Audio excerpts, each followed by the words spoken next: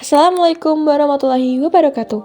Halo semuanya, perkenalkan nama saya Najwa Ali Hafsah dari program studi Psikologi Islam semester 4 Universitas Islam Negeri Salatiga.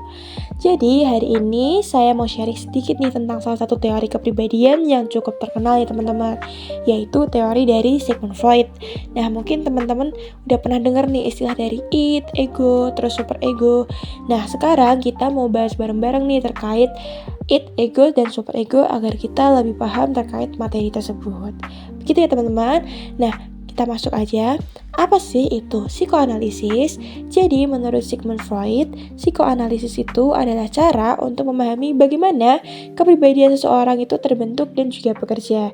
Terutama dari sisi alam bawah sadar, Freud percaya bahwa banyak hal yang kita lakukan itu gak sepenuhnya kita sadari. Seperti itu teman-teman.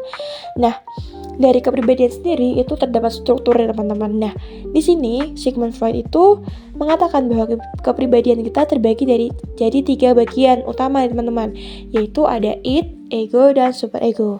Nah, untuk id sendiri ini adalah bagian yang paling dasar teman-teman. Dia mewakili dorongan-dorongan alami seperti makan, minum, tidur, dan kebutuhan seksual. Id ini maunya tuh semuanya instan ya teman-teman, dan langsung terpenuhi pada saat itu juga. Nah, dia sepenuhnya itu bekerja di alam bawah sadar kita.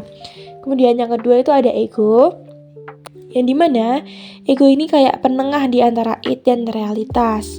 Nah, dia bekerja dengan lebih realistis, mencari cara yang bisa diterima untuk memenuhi keinginan id, tetapi tetap mempertimbangkan situasi.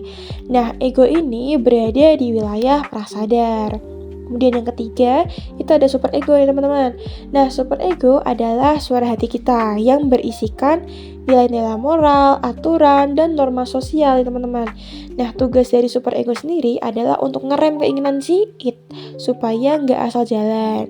Nah, super ego ini lebih dekat ke wilayah sadar, seperti itu. Nah, gimana sih cara kerjanya?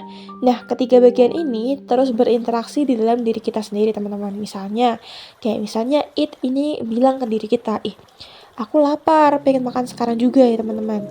Kemudian ego bilang, tunggu dulu, kita cari makan yang bisa dimakan dan tempat yang pas untuk kita makan. Kemudian super ego menengahi seperti jangan ambil makanan orang lain, itu nggak benar. Nah, proses ini tuh untuk membentuk keputusan dan perilaku kita sehari-hari, teman-teman. Nah, Sigmund Freud itu juga mengatakan bahwa ada fase perkembangan kepribadian di dalam hidup kita. Nah, kemudian dibagi 5 tahap nih teman-teman, dari bayi sampai dewasa. Yang pertama itu fase oral.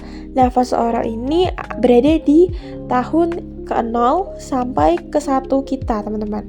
Di fase ini, bayi itu dapat kepuasan dari aktivitas yang berada di area mulut kita, seperti ketika bayi meminta susu kepada ibunya atau ketika memasukkan benda ke dalam mulutnya. Kemudian yang kedua itu fase anal, teman-teman. Ini berada di tahun pertama dan sampai ke umur 3 tahun.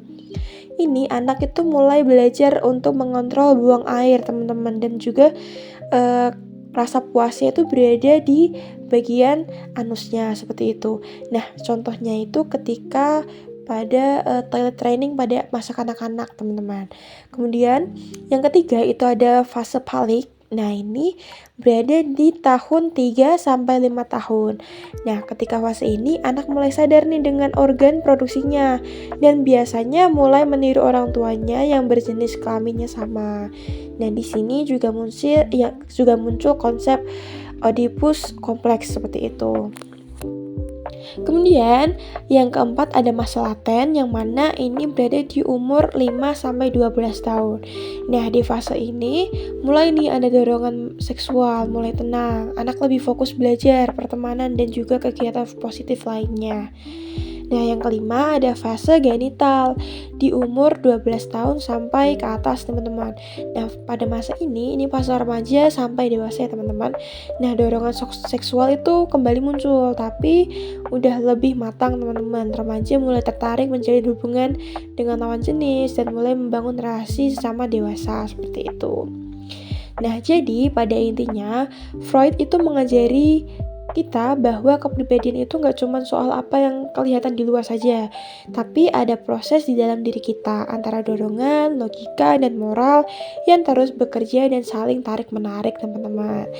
Oke, mungkin sekian penjelasan dari saya. Semoga bisa dipahami dan bisa gimana ya diterapkan di kehidupan sehari-hari seperti itu teman-teman. Terima kasih. Apabila ada kesalahan dalam menjelaskan mohon dimaafkan.